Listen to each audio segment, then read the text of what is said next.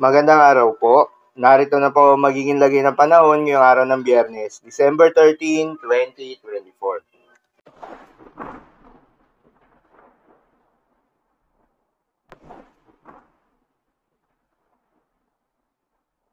Sa kasalukuyan na tayong sa pag-asa, patuloy na nakakaapekto itong northeast monsoon o hanging amihan sa may northern Luzon at central Luzon. Dahil dito asahan yung maulap na kalangitan na may kasamang mahihinang pag-ulan. Intertropical Convergence Zone naman o ITCZ ang nakakaapekto sa may southern Mindanao. Dahil dito asahan naman yung maulap na kalangitan na may kalat-kalat ng mga pag-ulan at thunderstorms. Habang mga localized thunderstorms naman ang nakakaapekto sa nalalabing bahagi ng ating bansa. Dahil dito asahan naman yung bahagyang maulap hanggang sa maulap na kalangitan na may kalat-kalat ng mga pag-ulan o thunderstorms. Magandang balita naman dahil ayon sa pag-asa ay wala tayong binabantayan na low pressure area o bagyo sa loob o malapit sa Philippine Area of Responsibility na maaaring makaapekto sa ating bansa. Ngunit pinag-aanda pa rin tayo dahil ayon sa pag-asa, isa o dalawang bagyo ang posibleng pumasok o mabuo sa loob ng Philippine Area of Responsibility ngayong buwan ng Disyembre. At ang mga bagyong ito ay mga landfalling, kaya naman ngayon pa lamang ay pinaghahanda na tayo.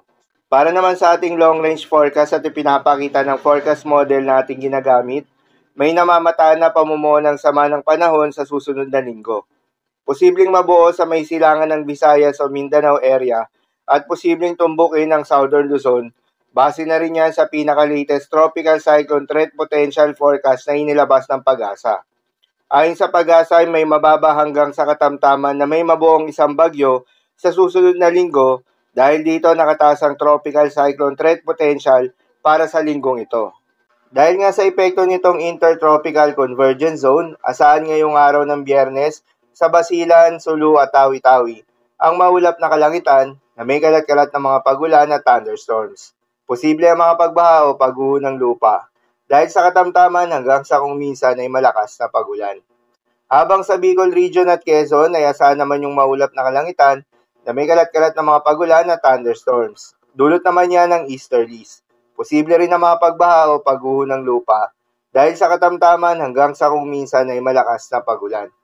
Habang sa Cagayan Valley, Apayao, Kalinga, Mountain Province at Ifugao, asahan naman yung maulap na kalangitan na may kasamang mga mahihinang pag-ulan. Dulot naman yan ng northeast monsoon. Habang sa Ilocos Region, Central Luzon at nalalabing bahagi ng Cordillera Administrative Region, asahan naman yung bahagyang maulap hanggang sa maulap na kalangitan na may kalat-kalat na mga mahihinang pag-ulan. Dulot pa rin yan ng northeast monsoon. Habang sa Metro Manila at nalalabing bahagi ng ating bansa, ay asahan naman yung bahagyang maulap hanggang sa maulap na kalangitan na may kalat-kalat na mga pag-ulan o thunderstorms. Dulot naman yan ng easterlies. Posible rin ang mga pagbaha o pagguho ng lupa during severe thunderstorms. Para naman sa magiging lagay ng mga dagat baybayin, ayon sa pag-asa ay wala na tayong nakataas na gale warning sa anumang seaboards ng ating bansa. Ngunit iba yung pag-iingat pa rin sa mga maglalayag ng mga kababayan nating mangingisda at yung may mga maliliit na sasakyang pandagat sa may northern at eastern section ng Central at Southern Luzon.